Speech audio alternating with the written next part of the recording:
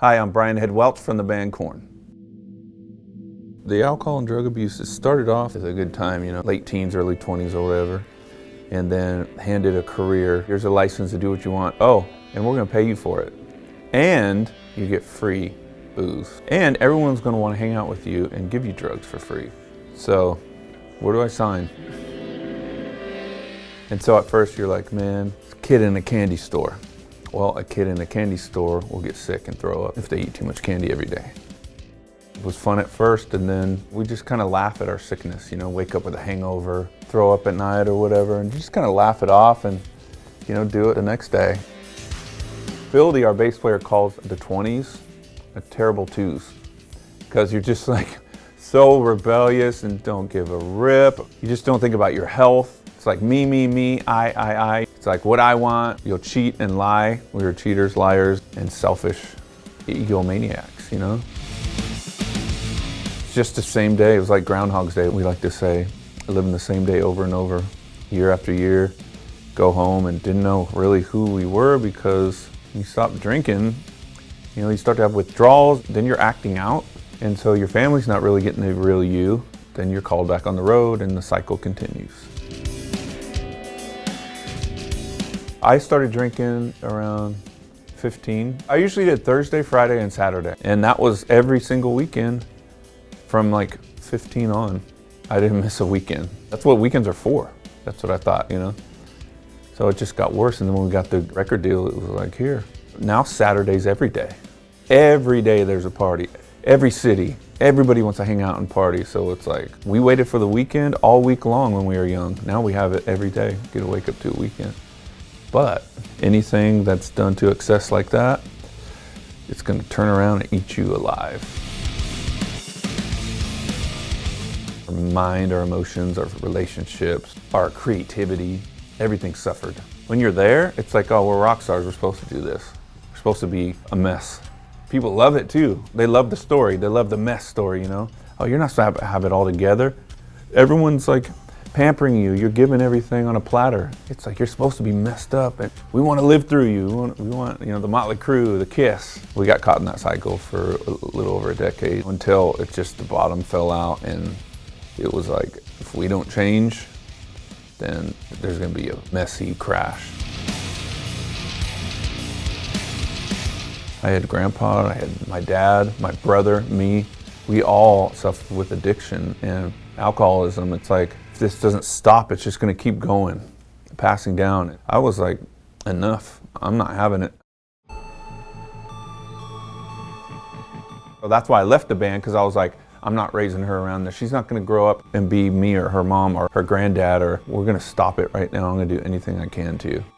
She was like the one sent from the other side, however that works, to come and break the curse in my family.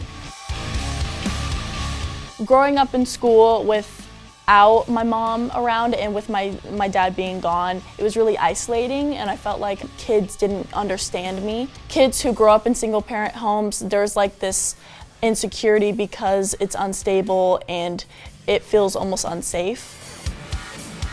It was really difficult to relate to kids my age and be confident in myself. My mom not being in my life really affected my own self-confidence and security and my self-identity almost. So I kind of felt like I had walls up. I couldn't really connect with anyone. When I was 12 or 13, I didn't just experience the pain anymore, I was feeling it. I grew up in the age of social media. I was on Facebook and Instagram and all that, and self-harm was a big thing. And there was like a self-harm community, depression community. Sometimes the self-harm would be like a competition, like, oh, well, my dad yelled at me, so I cut myself. Oh, well, my mom yelled at me, so I cut like fat into my thigh. We were all just hurting and didn't know how to voice our pain.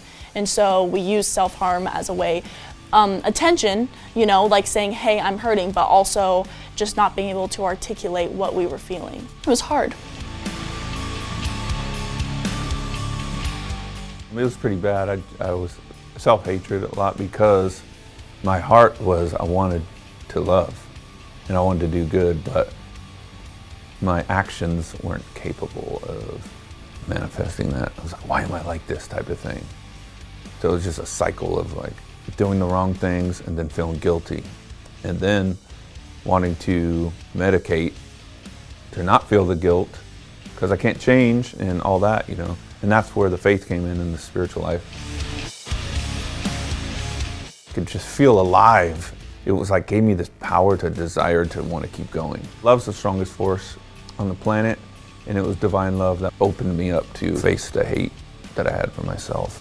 And it's been 15 years yesterday. From the day I just had that enlightenment, it was like 15 years ago.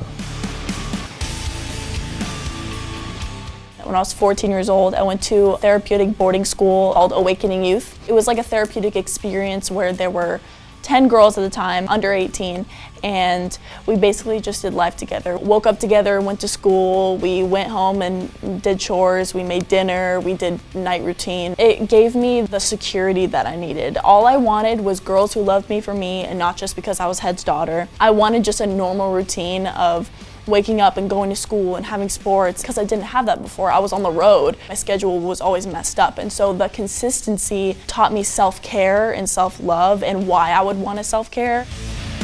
When I dropped her off at that place, I knew that she needed to be in the feminine atmosphere, you know. She was like with guys all the time, me and the band members or whatever. She didn't want to go at all. That was the last thing she wanted, and I had to break her heart and give her what she didn't want.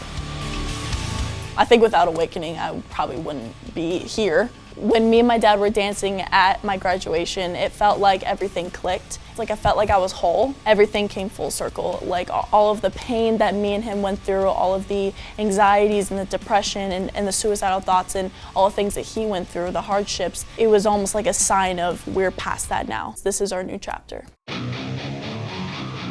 You know, this whole life plan that we're on this planet and then we die and everything, I think that just the big lesson is to learn about considering others better than ourselves. That's why I try to be really nice to the fans, you know, and go extra. Korn is just an emotional processing machine. First of all, for our singer. Second of all, for fans. We've all felt the things that Jonathan sings about. It's really special what it means to people, you know. I'm just honored to be a part of a band that is known for giving back to the wounded human condition. When we started in Korn, we thought this rock stardom was for us. Fame and all that, but it's like the real gift is for the fans. We've been given a gift and they've been really connected to it and they enjoy it and they get healed from it. They are everything to us, the fans are, you know. Sometimes in life, just your life bends to see if that bar is gonna snap and break. And before it would start to bend and it would snap. Now it could bend like so far and I'm just stronger now. My mind, my thoughts, my emotions, my actions, everything that I do is stronger and you can't deny that.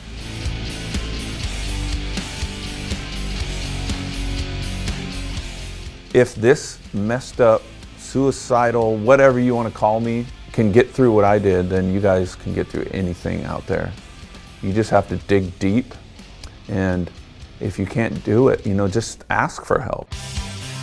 If you are struggling with depression, anxiety, self-harm, suicidal thoughts, I'm telling you right now, I've been there. I've been there. There's been times where I've wanted to unplug because it felt easier than going on and living. And I'm just here to let you know that I love life. It's crazy because I never thought that I would be that person, but I'm telling you right now, life is worth living and you are worth fighting for. Get up and fight for yourself. You deserve it. Pain produces something so powerful that if you sit there and wallow in self-pity and just, you know, why me? You know, I've been there, I've done that, so no shame in that, but you pick yourself up and you fight for your life because there's other people that need to hear your story. There's been a couple things that helped me in healing my trauma and my depression and anxiety. And one of those things is finding a passion, finding something that inspires you, that you love. Also, just talk to someone. I know that it's scary to let people in, but we as people thrive in community, and talking to people and sharing what you're going through gives us self-worth and it gives us a reason to live. Much love to you guys. Never give up. You matter You are needed. And you rock.